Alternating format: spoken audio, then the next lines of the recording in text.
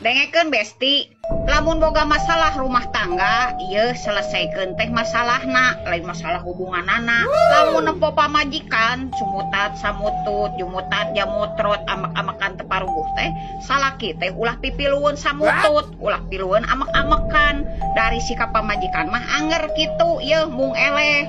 Yes. Nah naon oge solusina keur masalah rumah tangga mah sakalian pamajikan mah pedol ka kamar sok gawean dan naon oge ieu ku solusina geus kuramas mah aman. Dengekeun besti, ari hirup kudu cigah eusi cangcut.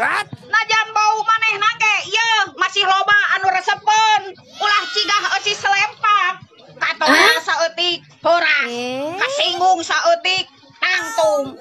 Moal balik besti, paladageun. Dengekeun besti, mak mah lamun geus nyieun video. Ngajian geus kolot oge ngarasa ngora. Paduli teuing dek cek batur dek disebutkeun eueuh ka era ge. Nu penting mah anu iri tambah panas, urang gaya bebas. Bener teu? Paladageun. Istri idaman di tahun 2025. Subuh jadi babu, berang jadi koki, peting jadi Elsi. Wah, mun digaji sabaraha puluh jutaan euy. Komo ieu diboking na ge saumur hirup. Paladageun. Dengekeun kardun, ari hirup ulah loba gaya. Pan eta tempo dicobaan, loba gaya mah tempo isuk-isuk geus teu berdaya. Karunya teuing, paladageun. Besti, hirup mah masing-masing. Sia-sia aing-aing. Teu kudu loba ngomong, bisi diledot ta eta sungut ku aing. Paladageun tah. Saeutik-saeutik kasinggung, saeutik-saeutik baper. Dengekeun ari sia, teu sakabeh status aing keur sia ieu.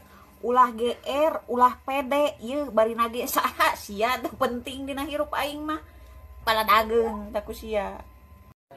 Hirup mah ulah dibawa rudet, Bos. Gawe sare, hardolin, dahar modal ulin. Gablek duit meuli, teu gablek ngajedog. Ulah maksakeun lieur. Sia mah ari aya pangabutuh ka aing ngadeukeutan, ari geus eueuh pangabutuh sia mah ka aing ngabaeudan. Dasar sia mah butuh teu butuh ka aing teh. Badul sia. Kata-kata yang lieur sama hutang. Bayar atuh babal sia gablek hutang teh. Ai sia teling teu lieur mah ieu. Ari lieur mumu sia mah tapi teu dibayar-bayar. Lamun mung lieur heg bayar. Nu penting geus berusaha, urusan gagal nomor 2 dan nomor 1 mah angger ketuhanan yang Maha Esa. Baladageun. Aing nyieun konten kalakah dititah tobat. Emangna aing keur maksiat? Lamun jelema nitah tobat berarti manehna anu osok maksiat. Paladageun. Anu kawasna lampir.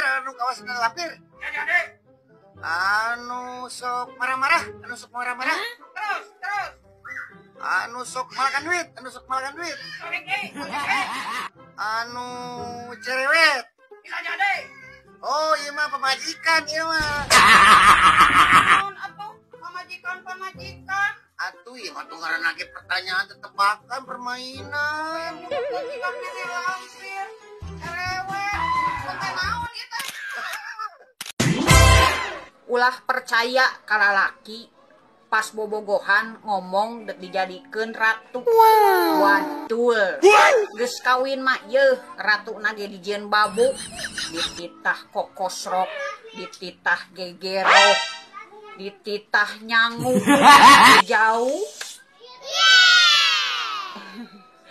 Tapi kan baiknya ada eta mah kawajiban. Dengekeun besti, ari hirup kudu nyaah anu jadi salaki.